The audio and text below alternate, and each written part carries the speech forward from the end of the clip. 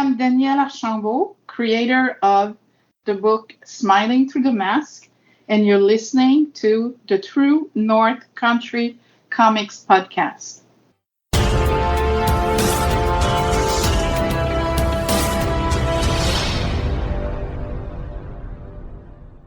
Welcome to the True North Country Comics podcast, dedicated to promote Canadian comic book and graphic novel creators and supporters. I'm John Swinimer.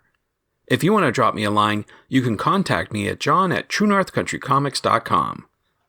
On this episode, I chat with Danièle Archambault about Smiling Through the Mask and more at the 2022 Montreal Comic Arts Festival. This podcast is available on Apple Podcasts and Google Podcasts.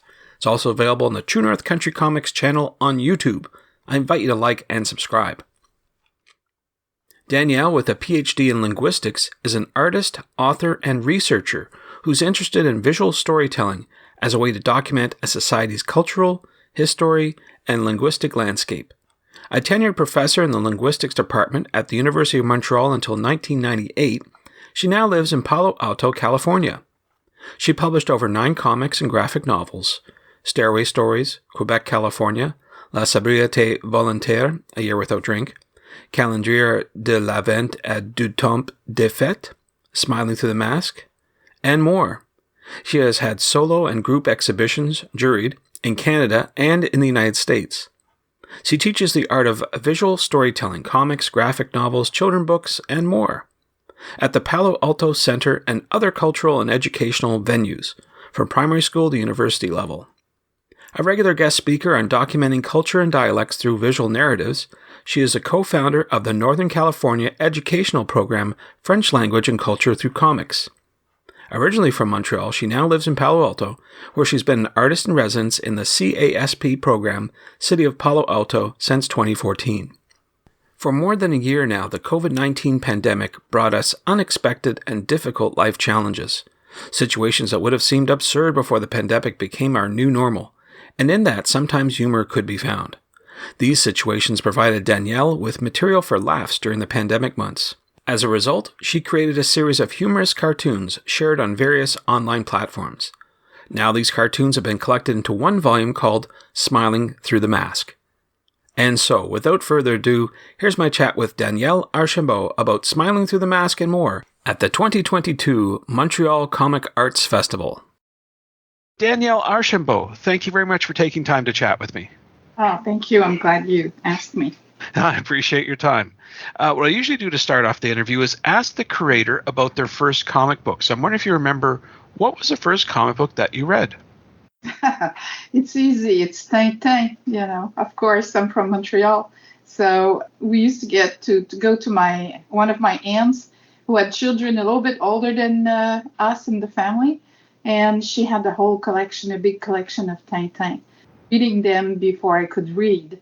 And Right. When I started to read, I realized the stories were not exactly what I thought they were. Oh. Still very good. Well, you make up a story just by looking at the pictures. So Right, exactly. The sequential art, Mm-hmm, mm-hmm. Well, Tintin was definitely a good inspiration for when you're younger, but I'm wondering who or what inspires you to create today? Well, I've always read comic books, and that should be a simple question. But I can't remember one thing in particular because it was always part of my life. And I was mainly reading in French and, like Pilote and Fluide Glacial and those things. And then I married an American, and he was getting the Gazette in Montreal, the newspaper. Mm-hmm. And I discovered the English comic strips with Lynn Johnston. And then I kept reading them with all the famous comic strip authors. And I kept reading comic books. And then when came more like graphic novels, like with Art Spiegelman, and these were really inspiring for me to write stories, to write bigger or longer stories. So. Oh, very good.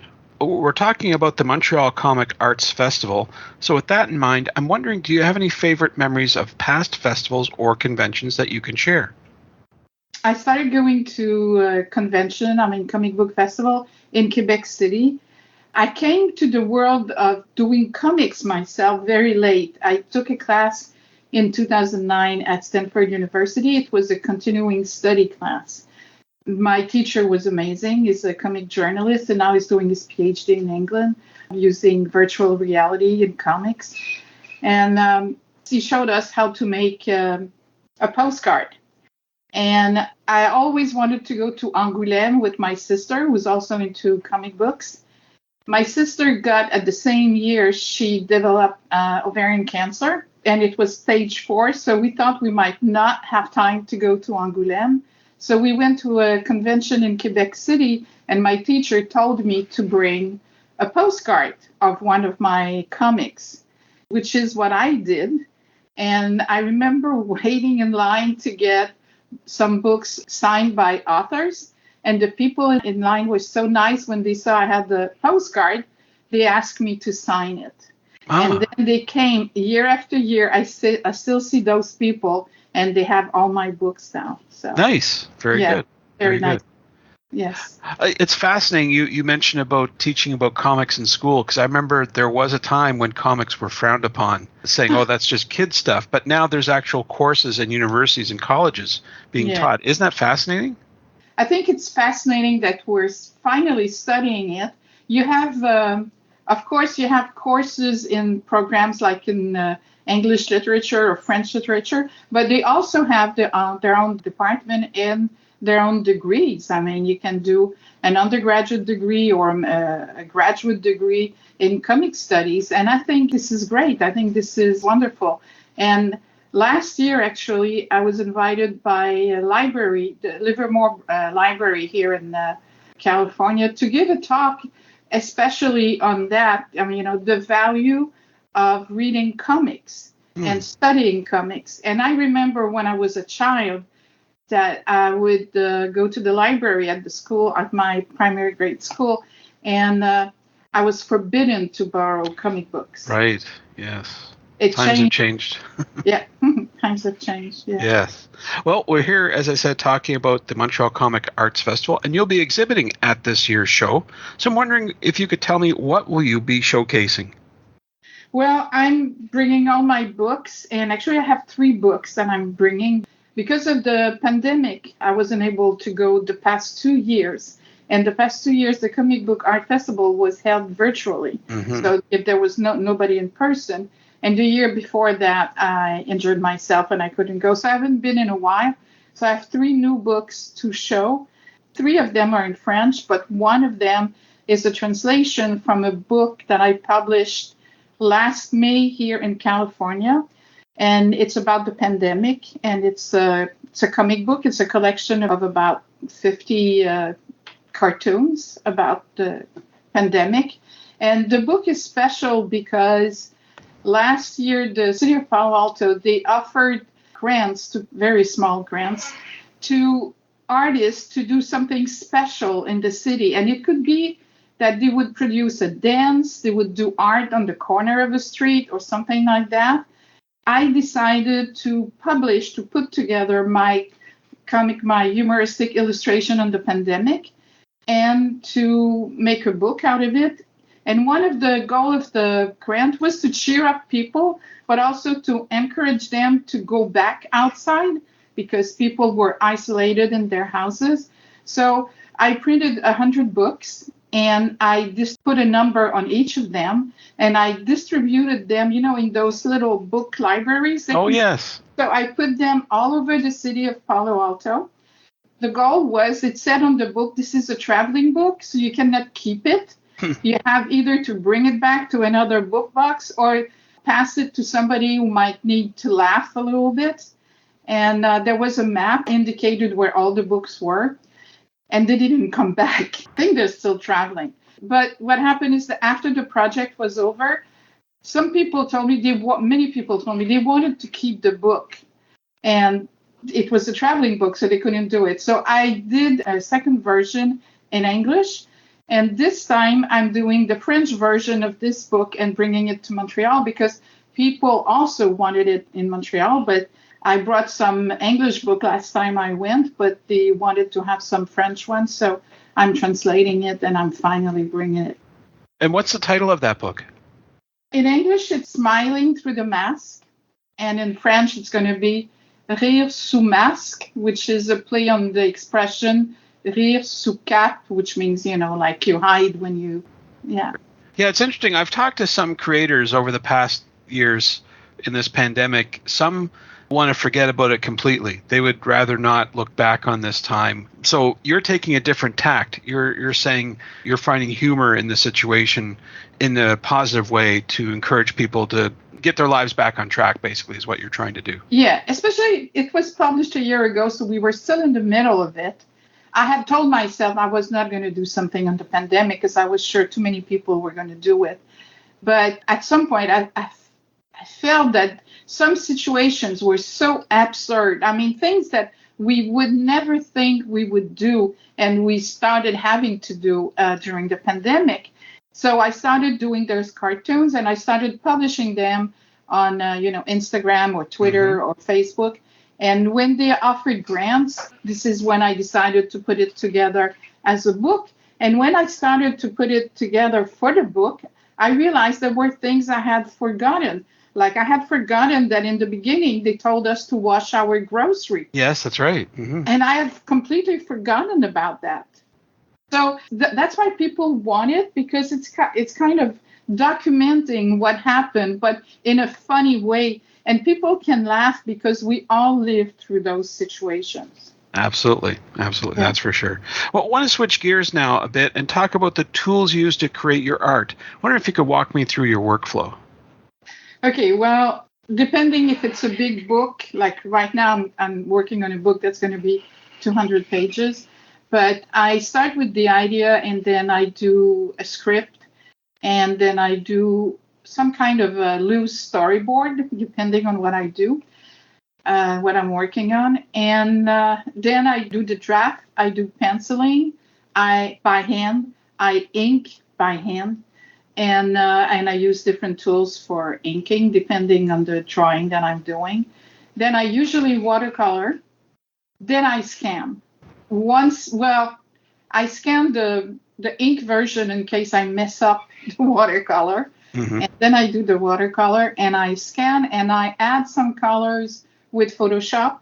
But I also add, like, for example, like if I'm doing leaves, like a fall scenery, I'm going to cut out leaves in the leaves that I've already made on the trees and paste them on my illustration. Ah, very good.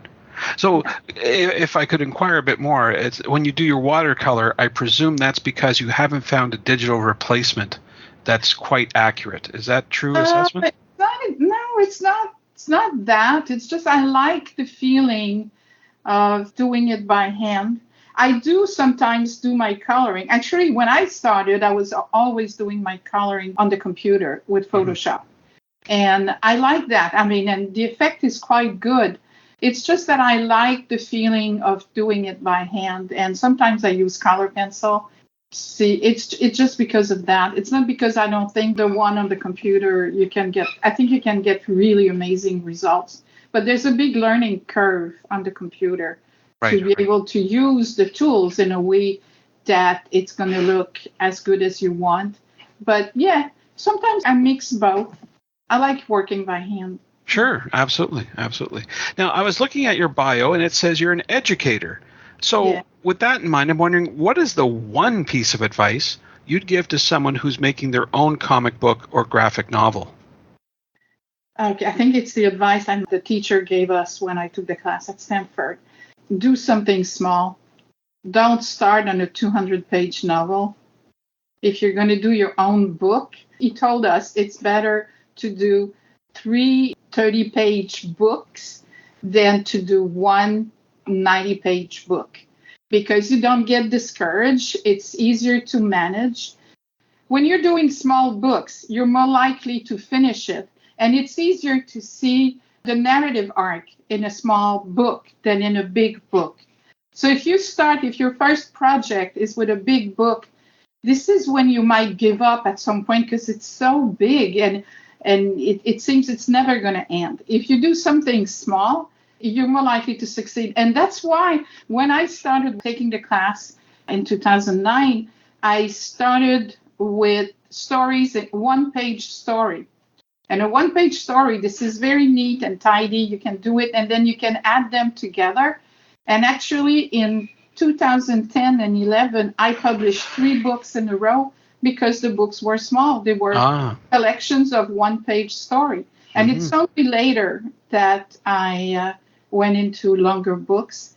And actually, my longest book so far is called A Year Without a Drink, which is a story of a woman in her 40s who decides to stop drinking for a year.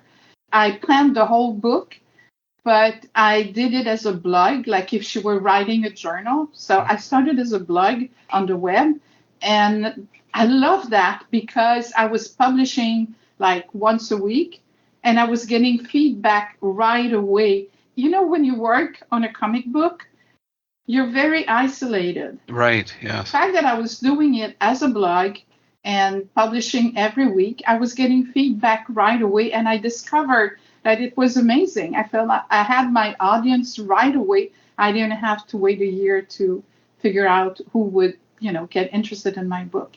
So it's similar. It's like do something small. That's my best piece of advice. That's very good. Also in your bio, it says you have a PhD in linguistics. And maybe for those not familiar, maybe you could describe that briefly. But I'm also curious to know if that helped in any way with you creating comics. Yes, well, I did my PhD in linguistics. Actually, my specialty is the physics of speech. So, like working with spectrographic analysis of speech, doing signal processing. And one of my interests was in making computers talk. I was working on Quebec French. And to me, that was very important to work on Quebec French. Well, I worked on the other languages, but mainly on Quebec French, because I felt that I needed to tell my students that the language they were speaking was legitimate, even though it wasn't the kind of French spoken in France. So I started using illustrations, humoristic illustration, to illustrate some idiomatic expressions that we have in French. And when I came to live in Palo Alto, I kept working as a consultant in speech technology, but I also became a speaker in French classes, in English schools, to talk about the kind of French spoken in Quebec. And I started using the illustrations. The comics, the pages I was doing from my comic books as a way to illustrate the language. It's a nice way to attract students to use illustrations, especially with humor. Right, yeah. Right. So we've been talking about the Montreal Comic Arts Festival. I'm wondering, do you have any other plans to exhibit at other events later this year?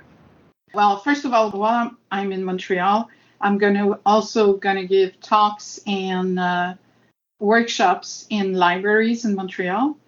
And then I'm planning to go to the Chicago Graphic Medicine International Conference, which is more like a scholarly event, but we have their researchers and artists, and I'm going to talk also about the work I did on the pandemic over there. And then I'm going to exhibit in San Francisco because I do artist book, and so that's going to be in July or August, I think, and then it's going to last until October. And then I stopped because I'm working on a big book, and which I should not have done like that. And it's I think I might change tack. Actually, I might start publishing it on the web in a way to force myself to keep going. But I want to forget a little bit about festivals and talks and conferences and basically work on my book for a while. Very good. Well, it sounds like you've got a lot on the go. So I'm wondering, is there a website you recommend that people go to find out about your current and your future work? It's a little bit embarrassing, but I have a main one, which is called danielebd.com. Danielle, Daniele, B like Bob, and D like Danielle.com. So it's basically Danielle Bande Dessinée, the initials of Bande Dessinée. Mm-hmm. I'm trying to rework my website. And this one, I have things in French and in English. people can follow me on Facebook or Instagram or Twitter. And I have another one called Une année sans alcool, and one that's called A Year Without a Drink, but this one's not as populated as the Une année sans alcool. Yeah. Very good. Well, Danièle, those are all the questions I have for you, but I'm wondering, is there something I didn't ask that you'd like to get across in this interview? I usually don't fit in the mode of people who do comics because I started quite old. So I'm an older woman. And actually, I teach at the Palo Alto Art Center and other places. I teach the art of visual storytelling. And I think it's quite funny because when students come to my class, they always ask me, did the teacher arrive? Imagine I'm the teacher. And when I say I'm the teacher, they always ask me, but do you do the illustrations as well? And yes, I do. So what I mean to say is that there's no age, no time. You can do that anytime. When you have something to say, when you're passionate about something, and you become a hard worker when you're passionate, and life is short. So there's no time. You do it. I mean, you're never too old to start something. Thanks to Danièle for the chat. You can discover more about Danièle on Twitter at DanièleBD, on Instagram at Danièle_Archambault, and online at DanièleBD.com. And thanks to you for listening to the True North Country Comics podcast. If you haven't done so already, please subscribe to and like this podcast on Apple Podcasts. And please leave a good rating.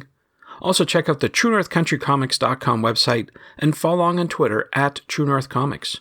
True North Country Comics is now on YouTube. Please like and subscribe to that video channel.